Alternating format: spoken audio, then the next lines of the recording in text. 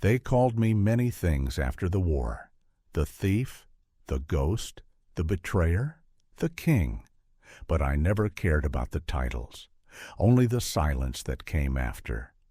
I now sit at the center of what was once the Etherian Council. Their chairs still glow, their records still hum, but they are gone, vanished like dust under the heel of momentum. I didn't kill them, not all of them. Some fled, some stayed.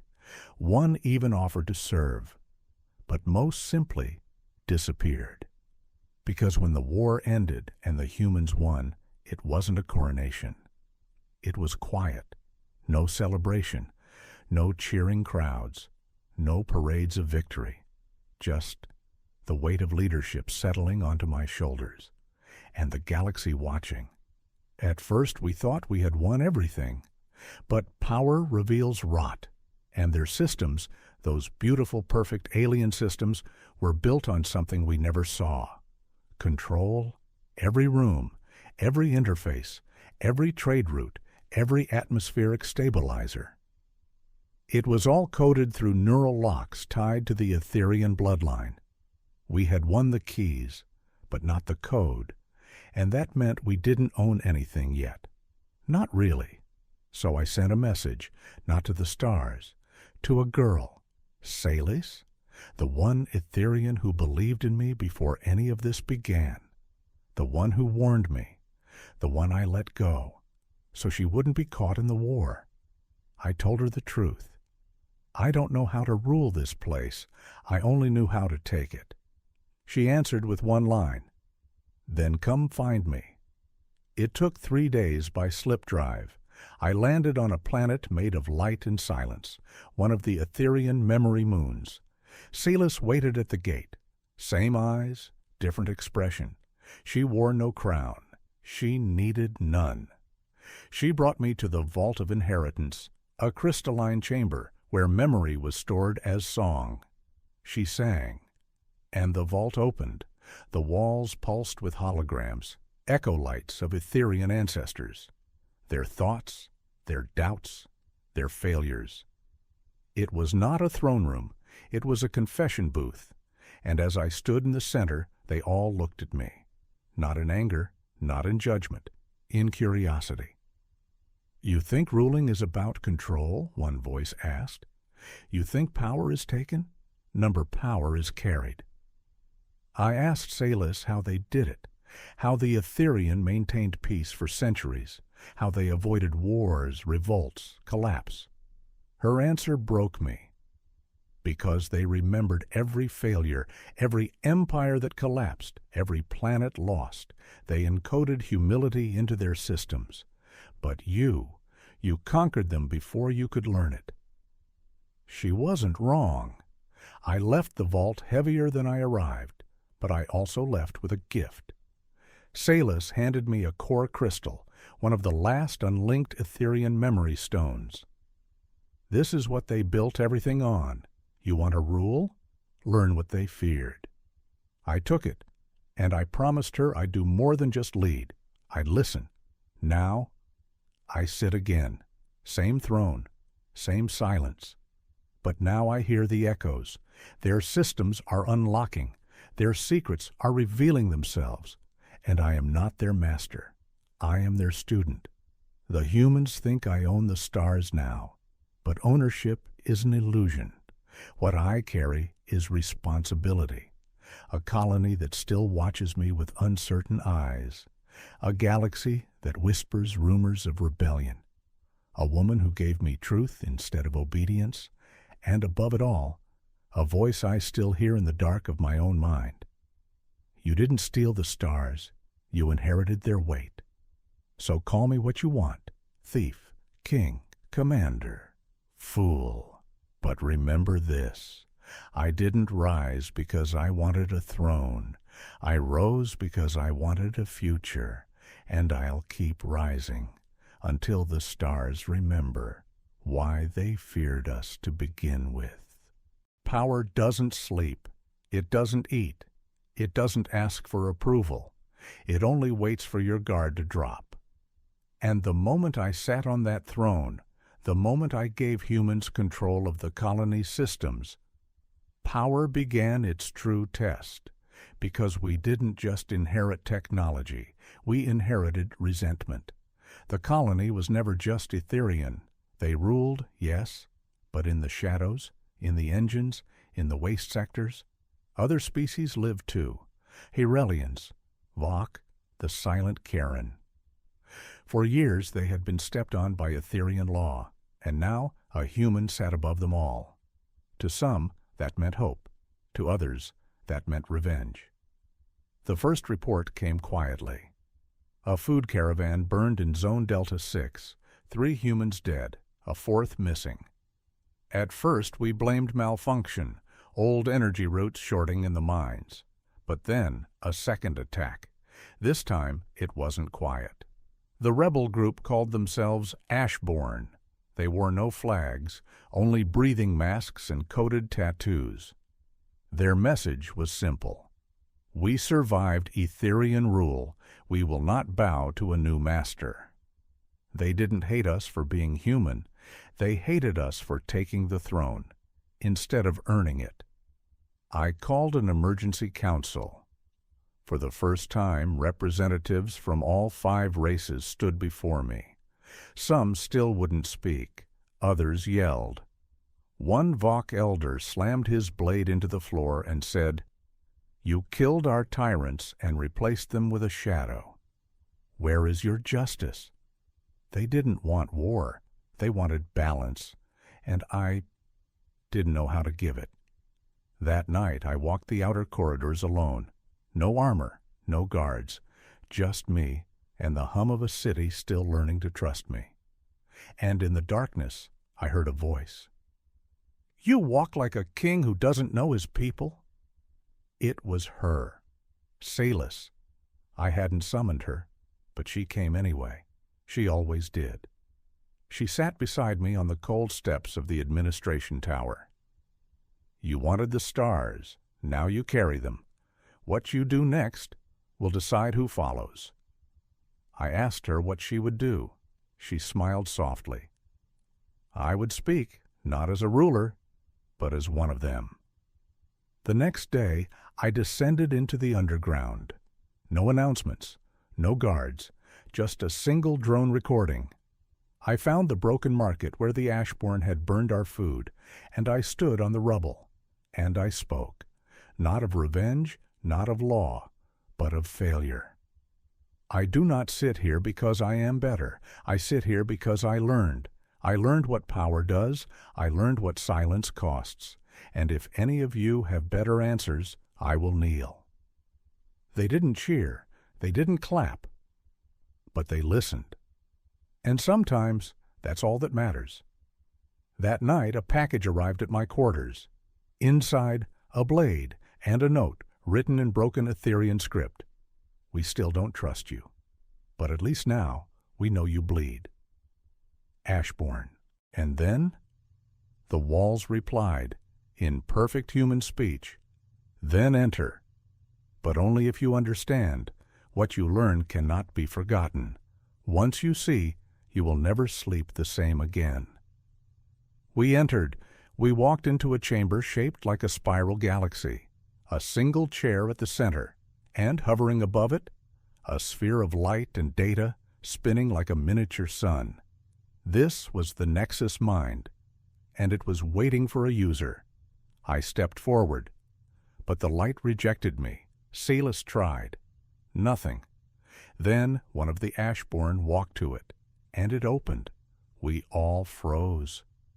Because we realized this wasn't just a machine. It had chosen him, the one no one trusted, the one who had burned food caravans, the one who never removed his mask. The light entered his eyes. And he said just one thing. "It doesn't care who rules.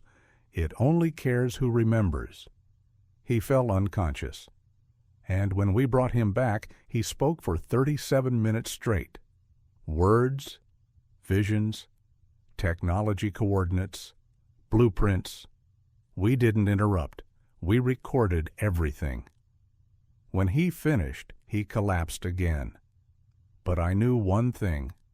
Whatever was hidden inside Nexus 8 would change everything. The return from Nexus 8 wasn't victorious. It was quiet. The kind of silence that makes a room feel smaller, like the walls are listening. The Ashborn who'd been chosen, he didn't speak again after the download, not even a word. His eyes moved, his pulse stayed steady. But it was like his mind was watching something we couldn't see. Silas said it was post-neural flooding, that too much information, too fast, could lock a brain in protective stasis. But I'd seen eyes like his before, eyes that weren't dreaming, eyes that were remembering. We returned to the colony 2 days later. By the time we arrived, things had shifted. A new emblem had appeared on half the public terminals, the symbol of the old Etherian order. Someone was trying to bring it back, not openly, but subtly, through text signatures, through access reroutes, through messages slipped into the update code. Someone was preparing for a return. I stood at the central command bridge, looking out across the orbiting rings. I could see the agricultural towers, the refugee districts, the rebuilt human enclaves, and beneath it all, whispers, data leaks, comm interference, slogans etched into steel walls. Better the devil you know. He took their power, not their purpose. The colony remembers. I knew what this was. Counter-revolution. Silas confronted me first. You didn't just win. You became the symbol of what they lost. She wasn't wrong. The Etherian order had been flawed, cold, unyielding, but it was also structured, predictable, clean. Now, they had a human in charge, a man who wore no crown, who made decisions from instinct, who changed policies over conversation. To some, that was terrifying. I turned to the only mind that might know what to do. The Ashborn. He still hadn't spoken, but Silas and the Karen cryptographer had stabilized the data inside him. It wasn't just tech. It was a map, not of stars, not of systems, but of memories. The Etherian had created Nexus as a failsafe, not to restart civilization, but to remind it, to pass on lessons through imprinting. And now the map inside him showed every major decision point the Etherian had ever faced, and the paths they didn't take. There were thousands, each one a thread, a possibility, a war that was avoided or started. And right there, right near the center, was a glowing point, a path that branched off sharply, labeled Protocol Arcadia, red lines suppressed. We decrypted it, and what we saw chilled me, a projected future where humans ruled the colony. And the Etherian submitted. It wasn't a war file, it was a contingency. They had seen this outcome coming and coded the entire system to adapt to it, but only if it happened naturally, not through violence, which meant I had broken the sequence, and now the system was repairing itself, and that meant me and everything I'd built was a virus. Silas paced the room. You were never supposed to win, not this way. And now the colony is trying to erase you. Can we stop it?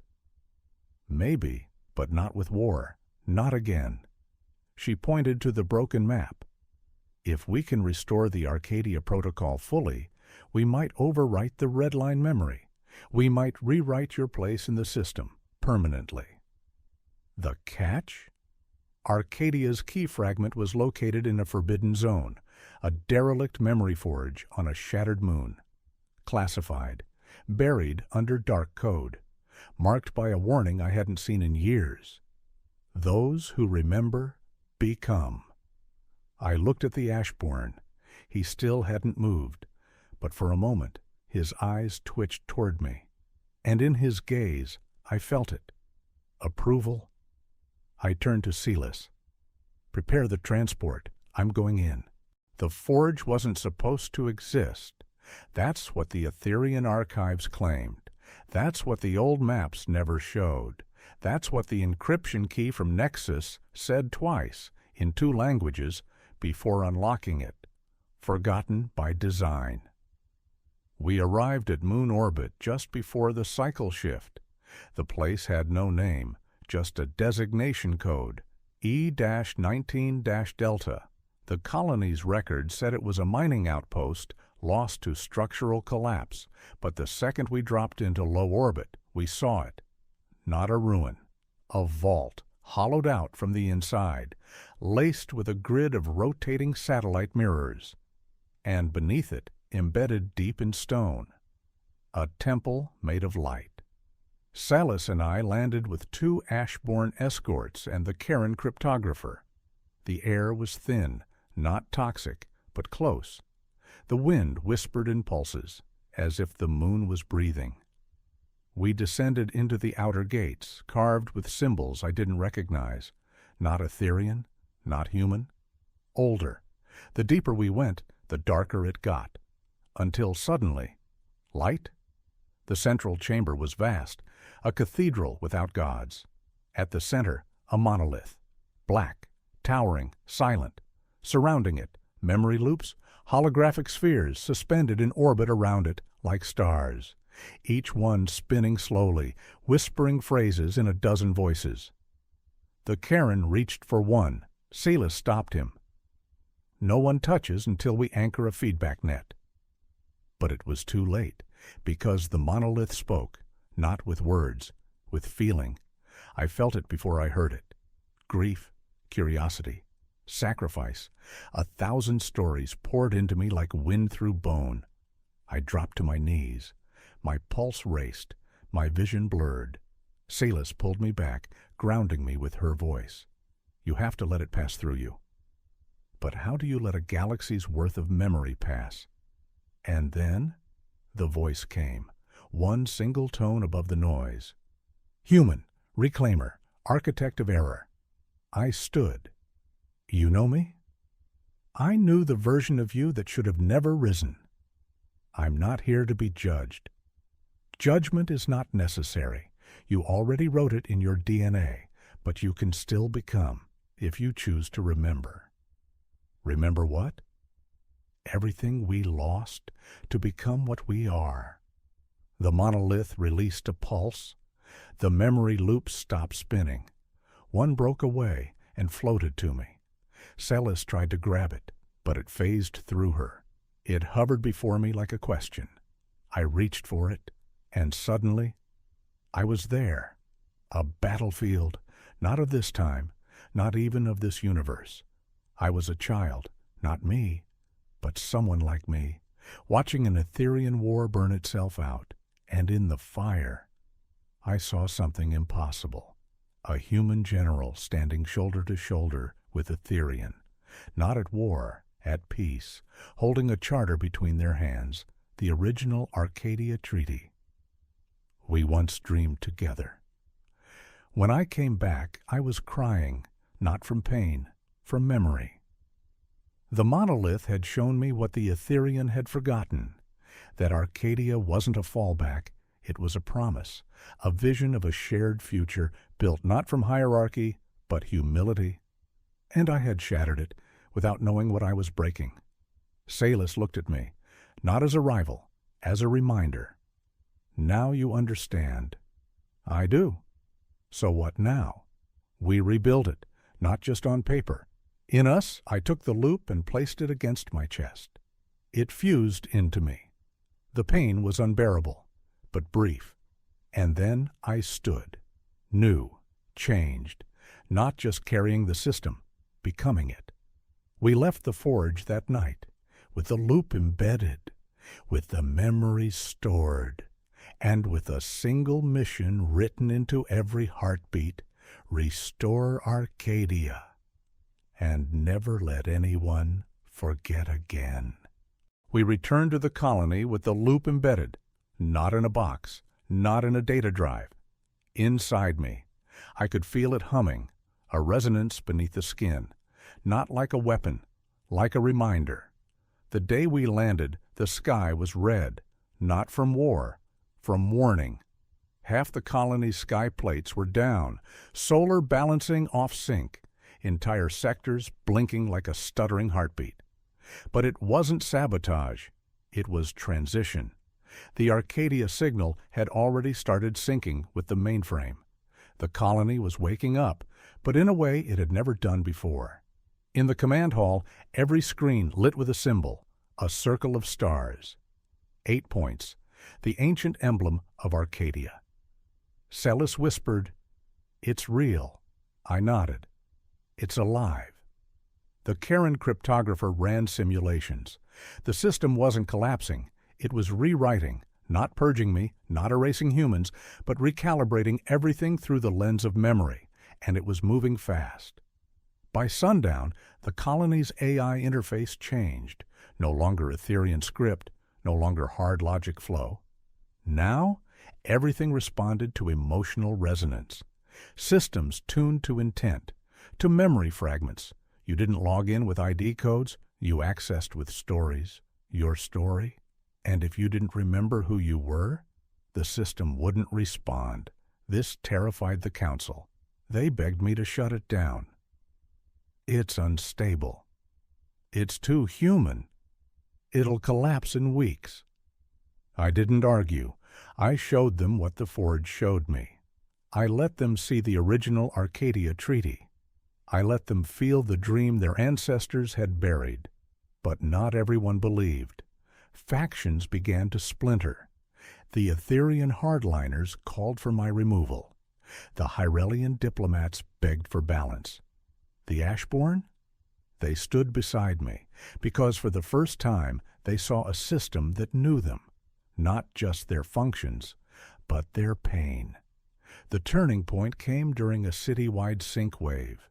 One of the backup Arcadia loops activated mid-transit. Thousands of citizens, human and alien alike, collapsed in the streets. Not dead, not injured, overloaded. The loop had dumped memory too fast. Lifetimes of stories, pain, hopes, compressed into raw signal. And the colony felt it. They felt everything. Celis pulled me aside that night. Her hands shook. "You can't control it." "I'm not trying to." "Then what are you doing?"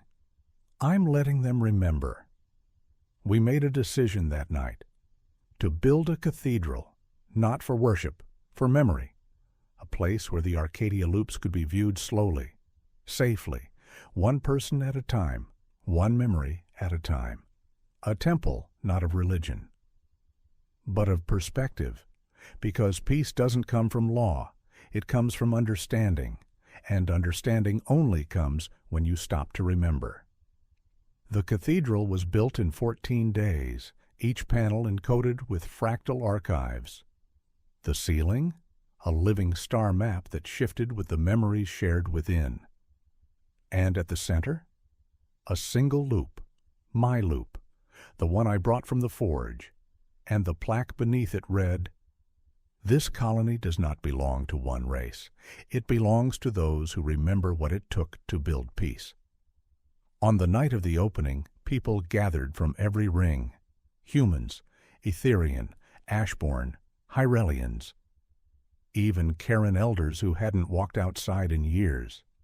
They stood beneath the stars, not artificial ones, real ones, because the ceiling had opened, and they listened. As I stood in the center, and I said just one thing. This isn't the end of an empire. This is the beginning of a memory that chooses us all, not by blood, not by logic, but by the stories we're brave enough to carry. And when I finished, they wept, even the ones who once wanted me dead, even the ones who still didn't trust me. Because the truth? It wasn't about trust. It was about recognition. And in that moment, we all saw pieces of ourselves in each other. And for a breath in time, we were one. Every system has a shadow, even Arcadia. especially Arcadia. It began 2 days after the cathedral opened, a low-frequency burst, unregistered, unauthenticated, but unmistakably Etherian. The signal didn't come from within the colony, it came from beyond. At first, the transmission was static. Then, a voice, glitching, stitched together from fragments of dead languages, but clear enough to freeze every blood type we had. You remember wrong. It pulsed through the memory net like a virus. Old code reactivated. Loop data destabilized. For 10 minutes, the entire central AI stopped responding. The cathedral dimmed. The star ceiling froze mid-pattern. And one by one, people collapsed. Not from physical harm, from emotional shock. Their memories, rewritten, recolored, retimed. Entire sections of shared memory were overwritten by false stories, dark versions, stories where humans killed first, where the Arcadia Treaty was a lie, where I had engineered the collapse. Celis was the first to pull me out of the cathedral's main archive chamber. "It's a memory weapon," she said, a neural override pulse seeded with counter-history. "From who?" I asked. "I don't know yet, but whoever they are, they don't want unity. They want control." I gathered the memory engineers, cross-species, human, Etherian, Hyrelian. We ran diagnostics. What we found shook us all. The signal wasn't just external. It was internal. Someone on the inside had activated the bridge channel that let the pulse pass through the loop net. A mole, not just a traitor. A rewriter. Someone who didn't want balance. Someone who wanted the old ways back. Celis traced the bridge code to an abandoned ring module near the orbital fringe. I assembled a recon team. No guards, no fanfare. Just me. And her. Because sometimes the closer the betrayal, the fewer eyes you trust. We arrived during artificial dusk. The ring was cold, lifeless. But beneath it, one chamber remained online. Inside, a single terminal, a glowing loop, and a message. If you can see this, it's already too late. And then? Memory is control, and you handed it to them. I'm just here to take it back. The loop activated before I could react. Celis tried to block it with a containment field. But it burst through her shield. Hit me square in the chest. For 47 seconds, I wasn't in the colony. I was somewhere else.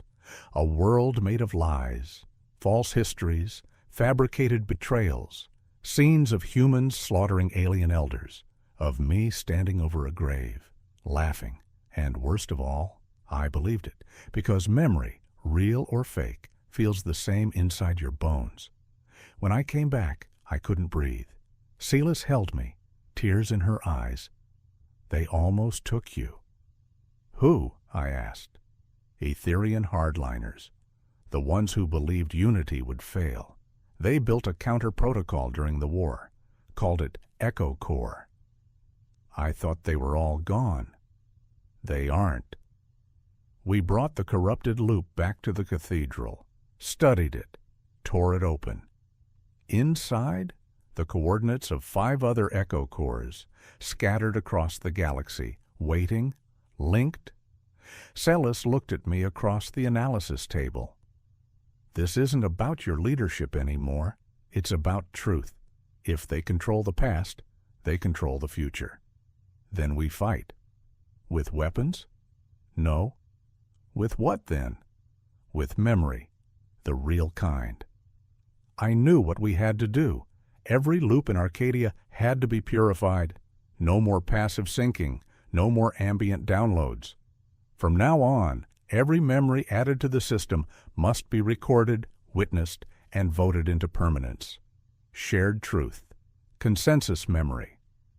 If the old order was built on control, we would build this one on collective truth. Even if it meant some memories never made it through. Even if some were too painful to speak. because a story isn't weaker when it hurts. It's stronger. The new cathedral protocols launched within the week. Some rebelled, some refused, some ran. But most, they stayed because we weren't asking them to believe in me. We were asking them to believe in each other. I made one final statement that cycle. If I am erased, so be it. But if I remain, let it be because enough of you remember what we built together, not with war, but with memory. They listened, and from that moment forward, we remembered by choice, not by force. The new memory protocol was live, no longer passive, no longer automatic. Now every story had to be spoken, witnessed, and approved by the Memory Council. That council was not made of leaders, not soldiers, not politicians. It was made of survivors, people who had lived through the war, people who remembered what it felt like to lose trust, to lose truth. And now, they were the ones protecting it. I gave up the throne, not in defeat, in design, because power had to be decentralized, spread out, shared. Silas called it the Archive of Becoming, a central AI tuned not to control the colony, but to listen. And when someone came forward with a memory, real or broken, the archive would compare it to the collective. If it resonated, it was kept. If it conflicted, it was opened, not erased, not dismissed, discussed, because truth wasn't always clean, but it was worth fighting for. I still lived in the upper district, not for status, for silence. From my chamber I could hear the memory towers hum, like a heartbeat, steady, deliberate. And sometimes when the nights stretched too long, I'd walk the glass bridge between the archive spires and sit beneath the sky. It wasn't real. The sky was a projection, coded from star maps, artist renditions, and old Earth skies stitched together by AI artists. But it felt real. It felt like home. And maybe that's what mattered most. Salis visited often, not for counsel, for company. She'd sit across from me with her legs tucked beneath her robes and her eyes closed. "It's strange," she said one night, "to build something this important and not be afraid." "You're not afraid?" I asked. "No," she whispered, "because for the first time, I know it's not mine to break. It belongs to everyone." The Ashbourne were still here. Some had become engineers, others peacekeepers. One even became a memory curator, guiding citizens through their own recollections like a librarian made of scars and silence. And the man who touched Nexus 8? He still doesn't speak, but when he walks through the archive, the loops hum louder, as if they remember him, as if he is part of them now. One day, a child was born, not human, not Etherian, mixed, the first of their kind. No name, not yet. But when they placed her on the memory bridge, she didn't cry. She reached out, and the loop above her glowed, not red, not blue, white, new, unwritten, empty, and we realized she would write the next story.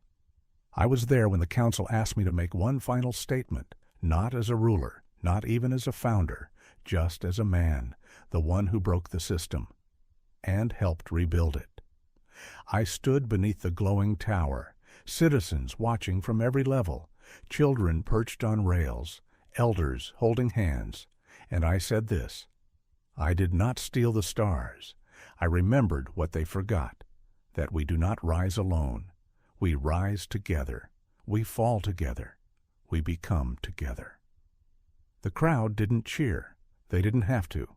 They closed their eyes, placed their palms on the archive panels, and let their memories speak. Because this world, this fragile, stubborn, glorious colony, was no longer ruled by kings or warriors or ghosts. It was ruled by memory. And if I die tomorrow, my story will still be there, told not with fanfare, but with truth, with silence, and with the voices of those I loved, whispering in a future I helped create, because the stars were never stolen. They were waiting for someone brave enough to carry them.